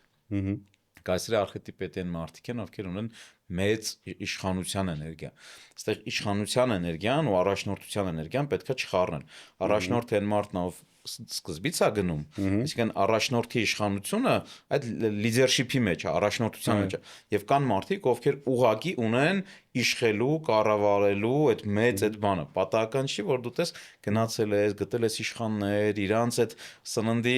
ձևն ես, ոնց են իրանք ընտես, վստահ եմ առաջինը դու ես այդ փորձարկելու դեգուստացիան։ Դա պրոստը տակ չի արվում, որովհետեւ 4-րդ արխետիպը ինքը հենց կայսրի արխետիպն է։ Դա այնա, որը մարդու մեջ ռեզոնանս է ստեղծում տենց երևույթների հետ եւ մեծ պրոյեկտների հետ։ Ու ես երբ որ տեսնում եմ դու ոնց ես մեծ պրոյեկտները կառավարում, շղթան ամբողջանում է։ Դու ես օրինակ որպես մեկ արխետիպ հավազքի մեջ եմ։ Ես բոլորին այդ բանին լիդ եմ անում։ Այստեղ արեք, ես արեք, են արեք, ես անընդհատ ինքս խաղացող մարզիչ եմ։ Դու կարաս հանգիստ մի տեղ նստես, սուիցիդա չլնես ու process-ները գնան։ Այսինքն դա կայսրի արխետիպի Թե մասին։ տարբեր բաներ ես ասում, իրականում ես ոնց որ ընդհանրապես տեղակ չեմ արխետիպերի այդ վերլուծություններից, բավական է տարբեր բաներ ես ասում, կարծում հələ շարունակենք այս խոսակցությունները։ Այո, շատ բան կարելի ասել, եթե տարեթիվն էլ քո ես իմանամ, ես 85, 1985։ եթերից հետո ես թվերի հետ մի քիչ աշխատանք կանել, Շատ է տարբեր։ ես կասեմ։ Ես իրականում ինչ եմ մտածել, որ ես երևի մի քիչ էլ իմ ջեմանական կրթությունն ու ազդեցությունն է դրա վրա։ Ես համարել եմ, որ ինչ որ շնորհներ կա, որոնք որ տրված են քեզ, Այո։ ու դու պիտի իրագործես իրենց։ Ու չիրագործելը մեղքի պես մի բան է, Այո։ որովհետև եթե քեզ տրված է այդ շնորհները, դու պարտավոր ես իրենց իրագործես, պարտավոր ես նաև դրանից արժեք ստեղծես, փոխանցես։ Ու ես միշտ համարել եմ, որ այդ պարգևը, որ ունես, եթե դու չես իրագործում, քեզնից պիտի վերցվի։ Ու առաջնորդվել եմ սենց մտածողությամբ, որ Աստված ինձ ինչ որ պարգևներ ա տվել, շնորհներ ա տվել, որոնք ես պետքա իրականացնեմ։ Վստահ եմ բանի ծառաների առակը գիտես, որ Տերը 3 ոսկի ա տալիս, այն մեկը վախենում ասում ես Տերս բանա։ Տանեմ պայման։ Չար մարդ ասում, տանեմ պահեմ մի քանի տարի հետո հետ կգա, ոնց պիտի հետ տամ բան, հանգարց մի բան լինի, ոչ մի բան չի անում, տանում պահում, մյուսները բազմում պատկում են ու հետո օրհնություն են ստանում։ Հիմա ես դա անցալել եմ, որ Այն չօգտագործողի բանը վերցվում տրվում է օգտագործողներին, մյուսներին։ Ես սա անցալել եմ, որ մարդկայնորեն, այսինքն մարդը ինչ որ շնորհներ ունի, ինչ որ ձիրքեր ունի, ինչ որ բաներ ունի, որոնք որ շնորհ են պարգև են, որոնք որ պետքա իրագործվեն։ Երբ որ դրանք չեն իրագործվում, դրանք պիտի քեզնից վերցվեն։ Այո։ Դեռև համաձայն եմ, չօգտագործված շնորհը փակվում է ու դառնում է անպիտան։ Հայտնի ֆիլմ կա, տեսած կլինես Բրոնքսյան պատմությունները ֆիլմը, որտեղ հայտնի մաֆիոզը այն տղային ասում է հիշի կյանքում ամենամեծ մեղքը դա իզուր վատնած տաղանդն է։ Եվ այդ շատ կարևոր է, որ դու եւ որպես մարդ ու որպես գործարար եւ քո տաղանդը ռեալիզացնես, այդ տաղանդի վրա պրոդուկտ ստեղծես։ Օրինակ ես հիմա որ նայում եմ ինքս ինձ, ես մենակ բիզնես կանեմ այն ուղղություններում, որի հետև իմ տաղանդն է, իմ պսիխոտիպն անկած։ Բիզնեսներ կան, օրինակ շինարարական բիզնեսը։ Ես կյանքում այդ բիզնես չեմ մտնի, որպես կոնկրետ, չգիտեմ, կառուցապատող։ Դա իմը չի, դա 16 արխետիպով մարդկանց ավելի տրված այդ բիզնեսը անելու։ Այո, ես եմ դες կարծում, որ դու պիտի զբաղվես մի բանով, որը որ քոնն է։ Այո։ Որտեղ որ դու քեզ լավ ես զգում, որ գործի չես գնում բանով, որ լավ այսօր էլ պիտի գնամ գործի բան։ Այսինքն որտեղ որ դու տեսնում ես, որ սա քոնն է, դու իրականացվում ես, որտեղ այդ ժամանակ աշխատանք չի դա։ Դու դրանից հաճույք ես ստանում ու կարելի ասել մեր բոլոր բիզնեսները մոտավորապես տենց են, այսինքն ինչը որ իմը չի, դրանով չեմ զբաղվում։ Այո։ Որտեղ որ ես զգում եմ, որ իմը չի, չեմ էլ փորձում սկսեմ դրան։ Հա, որ պատկերացնես, որ սկսում էինք բանը, եղեգիս ասում եմ, բայց քեզ պետք է։ Իրականում ինչի համար, որտեվ դա քաղաքից հեռու է ու ամեն շաբաթ կիրակի գնալ գալ, այդքան ժամանակ, այդքան ռեսուրս ծախսել, բան, բայց ես զգում եմ, որ սա իմն է ու ես ուզում եմ սրանով զբաղվել։ Ու չեմ էլ հոգնում ես դրանից։ Ուղղակի չեմ հոգնում։ Չեմ հոգնում, ես տեսնում եմ, որ անկախ ինչ արդյունք կլինի, ես գիտեմ, որ մաքսիմում հոգի եմ դրա մեջ ու անգամ ամենափոքր տարբերակով, անգամ ամենահամեստ տարբերակով ես այդ իմ տեղն է։ Ես այդ հողի մի կտորին հոգի կտամ, կծաղկացնեմ ու ես կհամարեմ, որ այս մասով ես իմ առաքելությունը արել եմ։ Այո։ Ինչ որ մեր երկրի մեջ որևէ մի հողակտոր դու կարաս վերցնես, ծաղկացնես, սրա նոր շունչ տաս, ապրացնես, որովհետև սարեր է, քարեր էր, մենք որ գնում ենք, իրականում այս տարիների ընթացքում ընկերներս ասում են, զգում ես, որ հոգի է ստացել, հələ ոչ մի բան չենք կառուցել,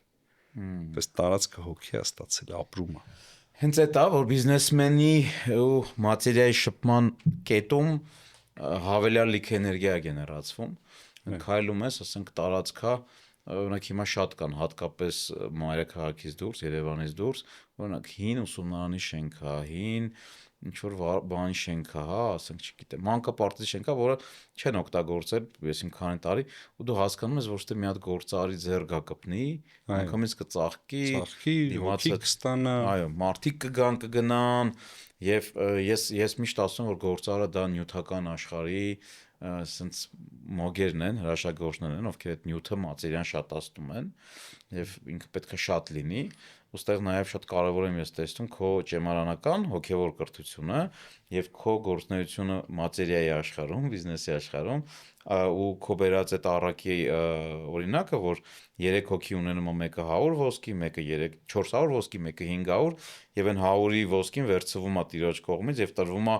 այն 500-ը, որը 1000 էր սարքել այդ 500-ը։ Նրանց ովքեր որ զարգացրել են իրենց տրված պարգևը, դա շատ կարևոր բան է։ Ես ունեք չեմ բաժանում այդ նյութականն ու հոգեվորը այն առումով, որ ես կարծում եմ, որ դրանք իրար հետ են ապրում։ Այպես, իհարկե։ Երբ որ խիստ սև ու սպիտակի ես բաժանում դրանց, այո, ինձ թվում է սա մի քիչ արհեստական մոտեցում է։ Սրանք միասին են ապրում ու նյութի մեջ էլ դու կարողանում ես ճիշտ հոգի դնես։ այո, Այդ պարգևը ունենալու, պարգևը զարգացնելու նաև առաքելության մեջ շատ կարևոր է թե իմ համար, ամենայն դեպս շատ կարևոր է, որ դու ինչ որ սկզբունքային կետեր պահես, որ այդ պարգևը մնա քո մոտ։ այո, Ու մենք եկանք նրան, որ ես արդեն այս 17 տարվա փորձից կարամ ասեմ, որ իմ համար ամենայն դեպս տենց է։ Կան բաներ, որոնք որ սկզբունքային են, որոնք որ փոփոխման ենթակա չեն, որոնց արդյունքում այդ շնորհի օրհնությունը պահվում է քո մոտ։ ապրես, լրիվ համաձայն եմ։ Եթե դու դա չես պահում, այդ օրհնությունը գնալու է քեզնից։ Այո, Ու դա բիզնես կանես, ուրիշ տեղ, ընկերության մեջ դա կան սկզբունքային հարցեր, որոնք պիտի պահես, որ այդ օրհնությունը մնա քեզ հետ։ Ու շատ բաներ այս տարիների ընթացքում տեսել ենք, որ շատ անհավանական բաներ, շատ մեծ ընկերություններ օրինակ եկել են, սկսել են աշխատ, որ հավանական չէր, այսինքն կարող միտեղ մասնակցում էր ինչ որ տենդերի, որտեղ X օրինակ լոգիստիկայում քեզ հետ մասնակցում էր շատ մեծ գիգանտ, որը ռեսուրսով հազարապատիկ առաջ էր, բայց դու ես տանում դա։ Ու ես այդ ամեն նման դեպքում ես ընկալել եմ, որ սա այդ սկզբունքները պահելու, այդ օրհնությունը ունենալու այո։ արդյունքն է։ Իդեպ ես այդտեղ ուզում եմ անպայման լրացնեմ քո ասածը, կա կարծիք մարդկանց մոտ, որ բիզնեսի աշխարհում ամեն ինչ ունի տնտեսագիտական հիմնավորում, այսինքն էկոնոմիկան պետք է ճիշտ լինի, նոր կաշխատի։ Այս քո ասած օրինակում շատ հստակ երևում է, որ էկոնոմիկան չի որոշիչը կամ մի հատ ինչ-որ երրորդ ուժ, որը որոշեց, չնայած որ էկոնոմիկան այդ տենդերի քո օգտին չէր։ Այո։ Եվ ես սա նույն ձև կարամ ասեմ, օրինակ, բիզնես է, 4 ընկերություն նույն շուկայում են, 4 տարբեր գներով ապրանք են վաճառում եւ թվում է թե էկոնոմիկայի տեսանկյունից, տնտեսագիտության տեսանկյունից պետք է ամենաէժանը լինի, բայց դու տեսնում ես, որ ամենաթանկ վաճառողը ավելի շատ է վաճառում, չնայած որ ինքը ուստեղ ես ինքս տնտեսագետ եմ մասնագիտությամբ, ժողովի վիճակագրության բաժինն եմ ավարտել ու այն օրենքները, որ մենք անցնում էինք ինստիտուտում, որ օրինակ առաջարկն ու պահանջարկը գնի միջոցով գալիս են ինչ-որ կետում հատվում են, բալանսավորվում են ու հիմա ես հասկանում եմ, որ տնտեսագիտությունը թերի է որպես գիտություն, որովհետև հաշվի չի առնում այդ էներգիան, այդ օրհնության էներգիան, որ ինչ-որ մեկը դա ունենալով կարա իր ունեցածը 5 անգամ թանկ ծախի։ Վստահաբար։ Ոստեղ այդ տնտեսագիտության այդ տեսությունը ջարդվում է, չի հասկանում, լավ, մեկը այլ ավելի էժան գնով է, ինչի չարես դա։ Այո, վստահաբար, լրիվ վստահ եմ, համաձայն եմ քեզ հետ, Գրիգոր ջան, որովհետև օրինակի համար, մեր ֆիլարմոնիայի տուրերը ներգնա, շուկայական արժեքից, մրցակիցների արժեքից գոնե 50-ից 100% տարբերություն կա։ Պատկերացրիք, չէ՞։ Ճիշտ է, սերվիզն էլ ուրիշ մակարդակ է, ուրիշ բան է սա։ Բայց երբ որ դու experience ես վաճառում, շատ դժվար է բացատրել մարդկանց, թե օրինակ Գառնի Գեղարդ է, էլի կարդում է, որ գնում եք Գառնի Գեղարդ տուրի, ելավ եթե ես կարամ գնամ դա $20, ինչի գնամ $200։ Շատ դժվար է բացատրել դա։ Բայց արի ու տես, որ սա աշխատում է։ Այստեղ մի էներգիա աշխատում է, ու երբ որ դու դա իսկապես անում ես, այն մարդը, որ այն $20 Գառնի Գեղարդ էր գնացել ու մեզ հետ էլ է գնացել, գնալուց հետո ինքը հասկանում ինչի մասին է խոսքը։ Այո։ Բայց վաճառելը իհարկե դժվար է սա։ Այո։ Բայց երբ որ դու ունես այդ համառությունը նաև, պահելու գիծը, դուրս չգալու, ամեն ինչ չփորձելու, դու գիտես ինչ ես անում, դու տեսլականն ունես, խորքում աշխատում։ Ես մի հետաքրքիր բան էլ ասեմ, այս վերջերս մի նկարիչի հանդիպեցի, ով բավական լավ նկարներ է նկարում, արտերկրում ապրում, եւ հետաքրքիր ինձ հարց տվեց, ասես դու որ այդքան մետաֆիզիկայի մեջ խորանում ես, գիտես, այդ օրենքների աշխարհը կոչվում է մետաֆիզիկա, այսինքն ֆիզիկայից այն կողմ, հա։ Հարցրեց, ասեց ես նկարներ էի նկարում իմ ամբողջ կյանքում եւ այդ նկարները չէր վաճառվում։ Երբ որ ես ամուսնացա, իմ ամուսնությունից հետո նկարած նկարները սկսեց վաճառվել, բայց այն ինչ նկարում էի միջև դա չէր վաճառվում։ Ինչ բացատրություն կա այդտեղ։ Նույնի ցանկացած product ինչ մենք ստեղծում ենք, այդ կլինի արվեստի գործ, թե ինչ որ ծառայություն, մենք այդ պահին մեր էներգիան ենք դնում մեջ։ Եթե այդ պահին մենք դնում ենք խիստ կարիքի էներգիա, վիրավորվածության էներգիա կամ չգիտեմ, ամեն գնով դա ծախելու էներգիա, այդ էներգիան ոնց որ դու ես ասում, մենք կարող ենք մատերիային էներգիա փոխանցենք։ Դա վերաբերվում է product ստեղծելու պահից սկսած։ Այդ մատերիան եթե ստեղծված է այդ էներգիայով, այդ նկարը, որ ես կարիքից դրդված պետք է ինչ որ ձև ծախեմ, ինքը չի ծախվում։ Բայց ինչ էր եղել այդ նկարիչի կյանքից հետո, երբ որ ամուսնացել էր, կինը իրան շատ մեծ էներգետիկ ռեսուրս էր տվել, ու ինքը սկսել էր ավելի ռելաքս նկարել, ու նաև ֆինանսապես կինը ապահովված էր։ Ֆինանսի մասին մոռացել էր ինքը մի պահ, որ օքեյ, փողը կա արդեն, ու նկարել էր արդեն լրիվ ուրիշ էներգիայով։ Այն նկարները, որոնք նկարվել են նոր էներգիայով, այդ նկարները սկսել էին վաճառվել։ Հա, լրիվ համաձայն եմ, որովհետև խորքում որ նայենք, ինչքան բիզնես կա, նույն բանն են անում։ Խորքում ու այս նույն բանը անողներից մեկը շատ հաջողում է, այո, մյուսը չէ։ այո, որ նայես միգուցե այն մյուսը որ չի հաջողել կարող է եւ ռեսուրսով ավելի ոնց որ ավելի հավանական է որ ինքը պիտի հաջողեր, բայց այդպես չի, որտեղ երբ որ դու ամեն օր գնում ես գործի, դու քեզ հետ էներգիա ես ստանում ու քո թիմը զգում է դա։ իհարկե։ Բոլոր հաճախորդն է զգում։ Հաճախորդը զգում է դա, թիմը զգում է դա։ Դեպի քեզ գալիս է այն հաճախորդը, ում հետ դու նույն ռեզոնանսի մեջ ես։ Ես որ պատմում եի, որ ոնց եմ սկսել, որ պատկերացնես 2008 թվականին մեքենա չունեմ, բան չունեմ, դից մի հատ պապկա ունեմ, վերստում գնում եմ Գերամա Մարացի։ Ու մարդկանց բան սեփականատերի հետ խոսում եմ, որ կարող եմ բան երկաթուղային բեռնափոխադրումներ ձեր փոխարինել տրանսպորտային ֆուրերով տեղափոխել ձեր բեռները։ Հաշվար կարել էիր ունեիր ինչա։ Հա, ինչ որ բան պատկերացնում եի, որ ստացվի կարողանամ անել, բայց էներգիան շատ կարևոր է, այսինքն Իհարկե։ այս մարդիկ ինձ վստահելով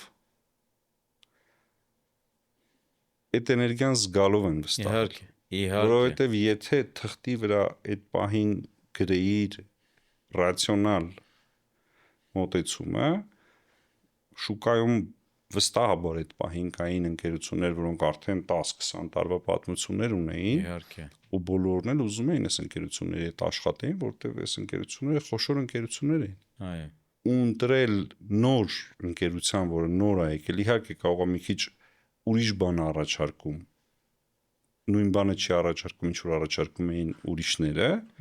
եկել ասում եմ մինչև հիմա բերում եք երկաթուղով, եկեք ես ուրիշ ձև կանեմ, ավելի արագ կլինի, ավելի հարմար կլինի, գինել նույնը կլինի։ Okay, սա հասկանում եմ, բայց երբ որ ընտրես ընկերություն ու շուկայում լինեն արդեն կայացած վստահելի ընկերություններ ու նաև ուրիշ մեծ ընկերություններ եղել են, ասեն քեզ մեր բեռները տալու են քեզ, Այո։ որովհետև քեզ վստահեցինք։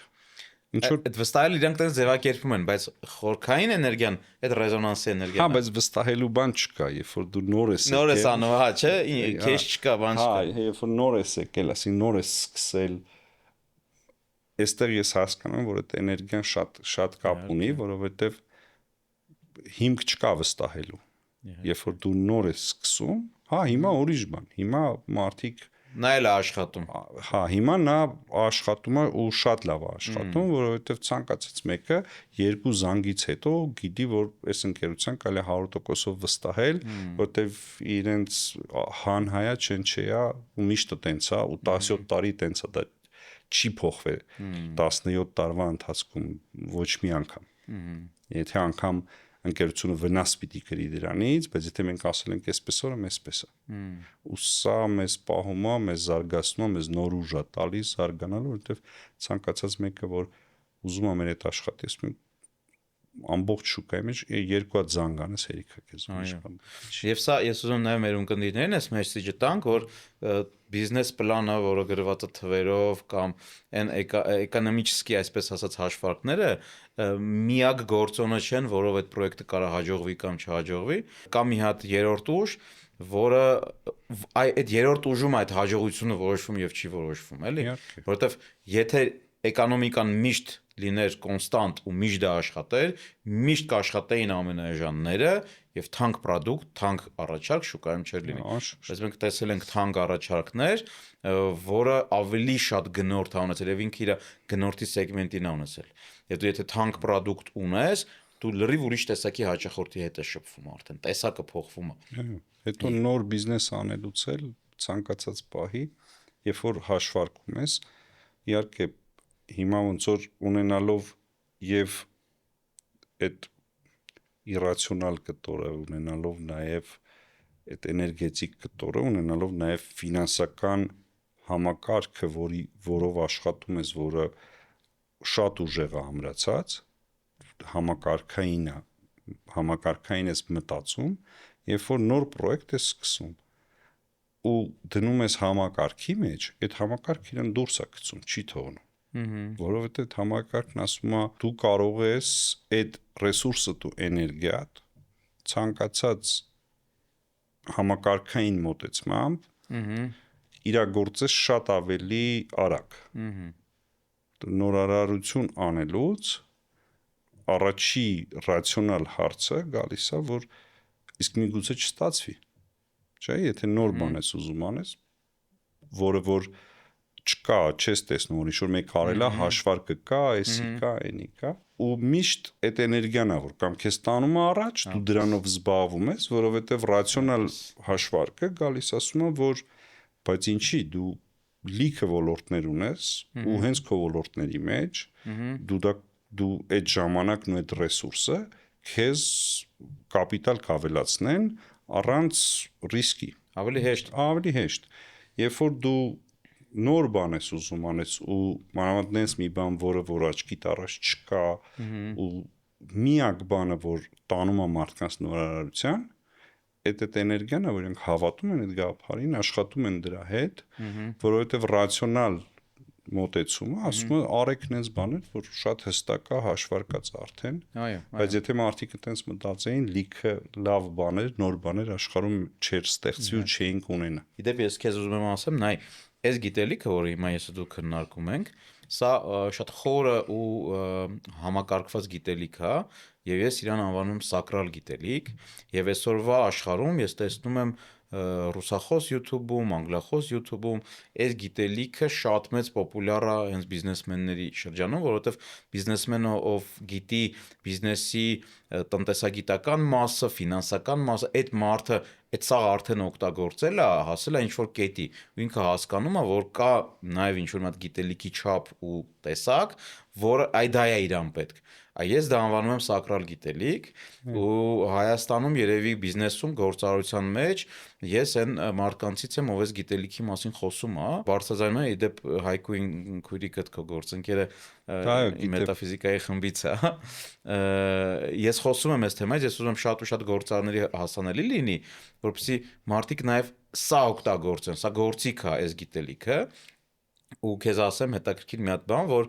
ես հաճախ օրինակ մեր ակումբում իվենտ եմ դնում, հենց մեր ակումբի ներսի գործարարների համար բիզնեսի մետաֆիզիկա։ Գալիս է 5 հոգի։ Ու այն թեմաները, որոնցից ես խոսում եմ, այդ բանի ժամանակ բոլորին է պետք, բոլորին է հետաքրքիր, բայց այս գիտելիքը ունի հատկություն հետը, ինքը սակրալ գիտելիք է, ու ինքը իրան պաշտպանող գիտելիք է, այսինքն դու կարաս այդ գիտելիքը բաց դնես այս սեղանին, բայց ով պետքա չտենա այդ գիտելիքը, ինքը չի տենալու։ Չի տենա։ Այսինքն այդ գիտելիքը ինքն իրան թաքցնելու հատկություն ունի։ Իսկ օրինակ ինչ ես կարծում, այդ գիտելիքը ոնց որ այն համակարգի հետ ինչ որ համադրության մեջ դնում ես, ես ոնց որ կարողանում եմ այնպես աշխատի, որ եւ որտեվ առանց համակարգել չի լինում։ Մենակ դրանով էլ չի լինում։ Համակարգը պետք է, համակարգը լավ բան է, կարևոր բան է։ Եթե կարողանում ես այդ գիտելիքը համադրես այդ համակարգի հետ, օրինակ դու ոնց ես տեսնում, ես կարծիք հետ Նայ, այդ գիտելիքը ինքը բոլոր համակարգերի հետ բանա սինթեզված է, ներդաշնակ է, ինքը պետք է չի իրան ներդաշնակ սարքել, ինքը հենց տենց կա։ Եվ ասեմ ավելին, այդ գիտելիքը ներդաշնակ է նաև բոլոր մնացած այլ գիտելիքներ, նույն աստվածաշնչյան գիտելիքները։ Այդ առակը, որ դու նոր ասացիր, դա իրականում մետաֆիզիկական գիտելիքի մասին է։ Այդ 3 հոգու այդ ոսկին որ բաժանվում է կամ երբ որ Քրիստոսը 5 հատ ձուկը բազմացնում է 5 հատ հացը բազմացնում է բոլոր այս ամբողջությամբ Աստվածաշունչ եթե Աստվածաշունչը կարդաս որպես գիտելիք հա որպես բան որը դու պետքա սովորես ամբողջությամբ մետաֆիզիկայի մասին է այս սակրալ գիտելիքի մասին է բոլոր կրոնները նաև ունեն իրանց առանձին ճյուղը, որը հենց մենակ դա է օգտագործում։ Օրինակ իսլամում կա սուֆիզմը, կաբալան կա, քրիստոնեության մեջ վերջի տարիներին օրինակ նույն Շտայները, Բլավատսկայան, հա, իրանք այն մարդիկ են, ովքեր քրիստոնեության հենց այդ կտորն են առանձին ուսումնասիրում։ Բայց որպեսզի մենք այդ գիտելիքը ճանաչենք, առաջի բանը, որ մեզ խանգարում է, դա դոգմատիզմն է։ Դոգմատիկ, օրինակ, երբ որ ասում ես, չէ, պետք է սա սենս լինի, ինչ որտեղից է դոգման գալիս է։ Առաջինը դա է փակում այդ գիտելիքը։ Մի կողմից դոգմատիզմն է փակում, մի կողմից սկեպտիցիզմն է փակում։ Սկեպտիցիզմն էլ դե լավ, դե դա ինչ է, դե լավ։ Բայց ես տեսնում եմ, օրինակ, ունենք մեր ակումբում խոշոր բիզնեսի սեփականատեր, ով ունի դեբիտորական պարկ, որը չի կարում հավաքի, պրոսը չի կարում։ Այդ պարկը ենթադրենք մեծա 1 միլիարդ դրամից։ Դատական կարգով հնարավոր չի անել, ոչ մի ձև այդ պարկը չի լինում։ Այդ գիտելիքը, այդ ձևը դա ոնց անես, մենակ ընկած է սակրալ գիտելիքի մեջ, մետաֆիզիկական գիտելիքի մեջ։ Իսկ կարողանում են կիրառեն, օրինակ դեպք ունես, որ վերցնում կիրառում։ Ես քեզ մի օր կհրավիրեմ, ինքս ցույց կտամ, դա ոնց է լինում։ Շատ լավ, դարքի։ Շատ լավ հարցեր ես տալի, իր պրակտիկ նշանակությունն էլ է շատ բարձր։ Օրինակ, երբ որ մենք նպատակ ենք գրում, հա, տարվա համար, բիզնեսի համար, էդ էլ է որոշակի մետաֆիզիկական ակտ է, պրակտիկա է, երբ որ դու դա անում ես։ Տարվա մեջ օրեր կան, երբ որ այդ ավելի ու ավելի ուժ է ստանում, օրինակ լիալուսնի օրն է ստանում, տարվա առաջին օրն է ստանում, տարվա ցիկլերի փոփոխության օրերին է այդ բավական մեծ ուժ ստանում։ Եվ ես քեզ ասեմ հետաքրքիր մի հատ բան, այդ գիտելիքը, օրինակ Գեորգի Գյուրջիևը, հայ հայտնի միստիկ, հա, ինքը պեղել ու գտել է անի տարածքում գտնվող 5 քանդված եկեղեցիներում, այսինքն հետաքրքիր բան կպատմեմ ավարտի։ Ու երբ որ մենք օրինակ ճամփորդում ենք Եվրոպա, սա էլ ուզում եմ ասել, երբ որ նայում ենք Եվրոպայում գործող քաղաքակրթական այդ հսկաները, այդ եկեղեցիները, տաճարները կամ Վատիկանը, ամբողջությամբ էս իմ նշած գիտելիքի արտեֆակտներն են, սիմվոլներն են։ Եվ սա էլ ասեմ ու փոխանցեմ խոսքը քեզ, երբ որ մենք խոսում ենք սակրալ գիտելիքից, մենք առաջին հերթին պետք է հասկանանք, որ այդ գիտելիքը դու կարդում ես սիմվոլների ձևով։ Այսինքն այդ գիտելիքը հասու չի ասես բաց տեքստով, ինքը սիմվոլներով, սիմվոլիզմը շատ մեծ տեղ ունի։ Եվ ստեղ մեզ օգնում է Յունգը, ով թե երազների ուսումնասիրության սիմվոլներով, թե առհասարակ իր պացիենտների հետ աշխատելու ժամանակ բացահայտած սիմվոլներով, ինքը այս սակրալ գիտելիքը շատ հարցերում պարզաբանել է։ Հետևաբար ես նաև հեղինակ հուշեցի, հա, Կարլ Գուստավ Յունգ։ Իրականում, հա, Յունգին ծանոթ եմ հոգեբանության ֆակուլտետից։ Իդեպ քեզ ասեմ, դուք ուրիշ Յունգի եք ծանոթ, հոգեբան, մենք ուրիշ։ Որտեվ Յունգը ինքը այնքան շերտեր ունի, որ հոգեբանություն սովորողները Յունգին ճանաչել են որպես հոգեբանության բան, բայց միստիկան, սակրալ գիտելիքը, որ ավելի արևելք է տարել, Յունգին այդ շերտով էլ կարելի է բացահայտել։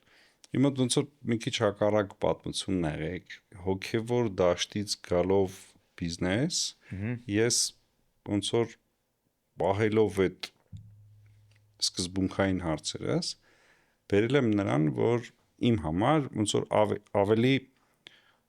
ասես մի բան կասում, ծառը պտուղից է ճանաչում։ Արդյունքը շատ կարևոր է։ Այո։ Ու ոնց որ արդյունքի միտված մոտեցում ունեմ, որ նայում եմ, որ կոնկրետ ծառը պտուղ տվել է, եթե տվել է ապրես, եթե չէ, ուրեմն մտածի կոնկրետ արդյունք տալու մասին։ Գյուրջևի համար է ուզում ասել հետարքիր պատմություն, որ ուրեմն մի 5-6 տարի առաջ նամակ եմ ստանում Նյու Յորքի Գյուրջևի ինստիտուտից, որ մենք ուզում ենք գանք Հայաստան, ու մենք ուսումնասիրել ենք շուկան, ու մենք գտնում ենք, որ այդ տուրը դուք կարաս անես։ Մեզ համար կազմի Գյուրջևի հետքերով տուր, ես չգիտեմ Գյուրջևնով, այս ինչ պատմություն է, այս ինչ բան է, ինստիտուտ է, այս ինչ հիմնադրամ է։ Այդտեղ ծանոթանում եմ, բացում կարդում եմ, լավ հասկանանք Գյուրջև գալիս են Գյումրի եւ այլն, ու Գյուրջևի մասին մենք չգիտենք։ Ու բացում որ բավական շատ հետևորդներ ունի աշխարհում, բավական խորը մարդիկ են, բավական հետարքիր, մի քիչ տարբերվող ոնց որ մոտեցումներով, ու ես արդեն 6-րդ տարին է, ես ամեն տարի մի անգամ Գյուրջևի հիմնադրամի համար Գյուրջևի հետքերով տուր եմ անում Հայաստան ու Անի։ Հենց այնտեղ որտեղ ինքը գտել է այդ։ Հաջորդ անգամ կան ծանոթացնեմ քեզ։ Ես ինքս Գյուրջևի հետևորդ չեմ, ես Յունգի հետևորդ եմ, բայց կապ չունի այդ սակրալ գիտելիքը, նույնիսկ Գյուրջևը ասում են այնքան ուժ ունեցել եւ իմաստություն, որ եւ Ստալինի եւ Հիտլերի համար խորհրդատու եղել։ Պատկերացնում ես։ Ես էլ լսել եմ այդ պատմությունները, անգամ 2 գիրք կարդացի։ Ես միգուցե նայ իմ ոնց որ էջմիածնական քրիստոնեական իմ կրթությունը ինձ որոշակի դոգմատիկ բաներ կա, որ ես հասկանում եմ խիկա, որտեղ դու էլ հուշեցիր դոգմատիկ բաների համար։ Ես նաև հասկանում եմ նրանք խիկա, որտեղ երբ որ դու մտնում ես հոգևոր մի դաշտ ու սահմաններ չունես, շատ ժամանակ տանում է ինքը։ Իհարկե։ Ու ինքը ուրիշ տեղ է տանում։ Շատ ժամանակ ինչ որ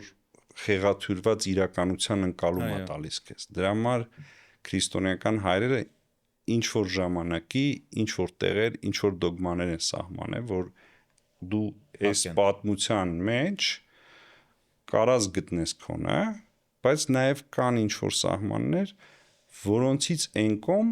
մութ սենյակ է։ Իմ ընկալումը իհարկե մի քիչ տարբերվող է, կարա ինչ որ մի քիչ ուրիշ անկյունից եմ նայում ես այդ ամենին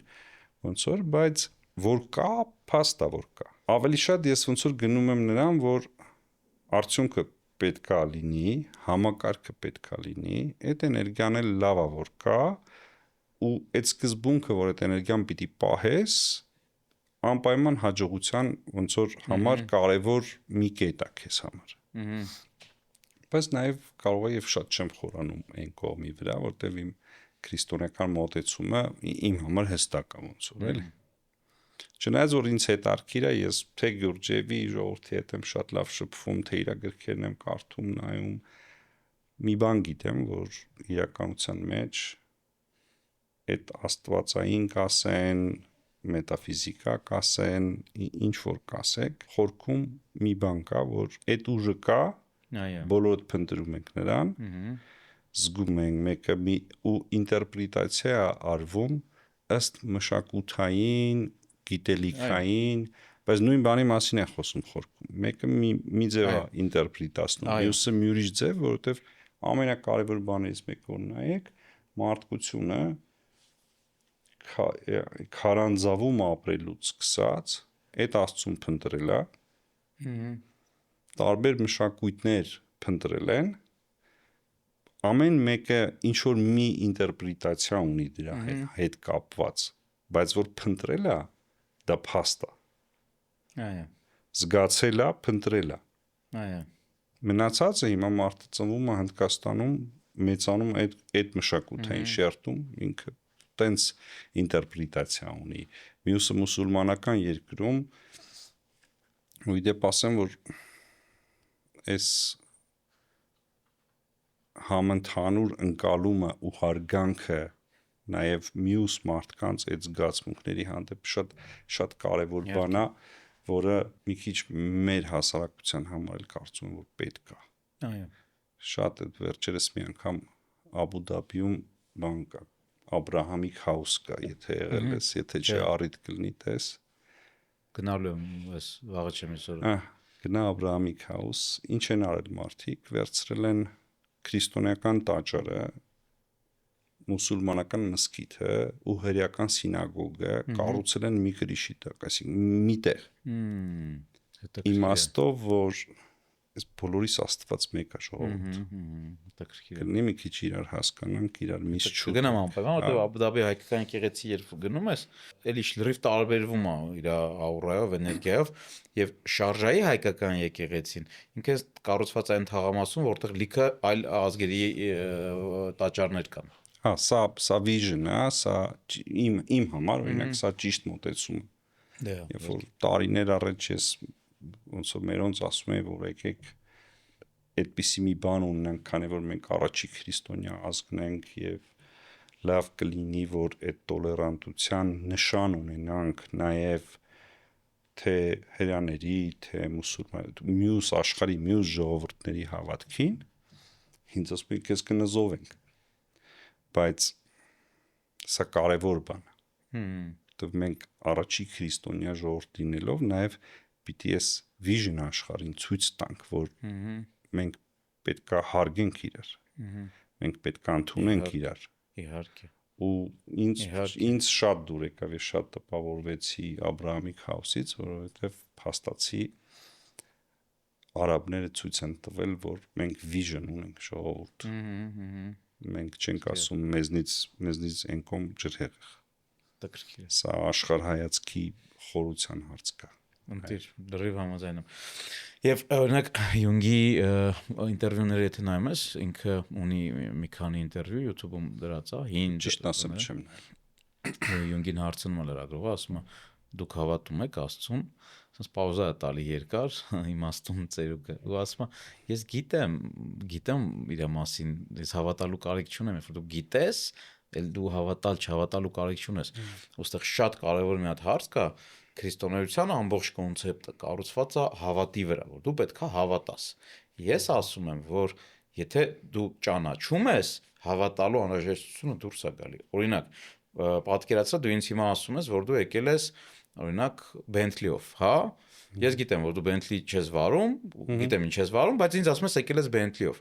Ես կարամ հավատամ, քո ասածին կամ չհավատամ, դեռ չեմ տեսել ինչով ես եկել։ Բայց երբ որ ես դուսը կանգնած էի ու դու եկար այդ մեքենայով, ես արդեն գիտեմ դու ինչով ես եկել։ Հետևաբար ուսումնասիրության ու ճանաչողության մի հատ մակարդակ կա, որտեղ հավատի անհրաժեշտությունը դուրս է գալի։ Դու գիտես, որ դա տենց է։ Եվ ես հենց այդ քրիստոնեության կողմնակիցն եմ, որտեղ դու գիտես, որ Աստված կա, որ դու գիտես այս ծեսը ինչի համար է, այս տոնը ինչի համար է, այս սիմվոլը ինչ, ամբողջ քրիստոնեական այդ բաները, հագուստները, ամեն ինչ սիմվոլներով է հագեցած։ Իհարկե։